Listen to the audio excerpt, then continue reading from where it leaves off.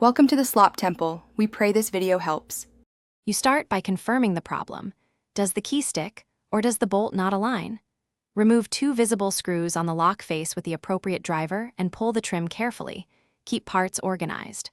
Once the trim is off, spray a small amount of lubricant into the cylinder and work the key back and forth to loosen debris. Make sure to note screw lengths and any worn parts so you can compare them to replacements before continuing to disassembly. You now remove the cylinder or lock body by undoing retaining screws and sliding the mechanism out. Keep the cam orientation intact for reassembly. Inspect tumblers, springs, and the tailpiece for wear or debris. Clean with a dry brush and compressed air if available.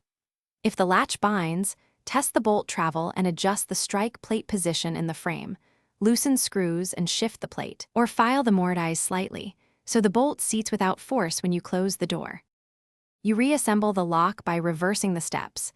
Insert the mechanism, align the tailpiece and cam, then seat the trim and tighten screws incrementally so the parts sit flush. Test the key and deadbolt with the door open first. Make sure the latch retracts smoothly and the bolt extends fully. If it still sticks, try a new cylinder or swap in known good screws. Troubleshooting tip: if the bolt won't enter the strike, check door sag or frame.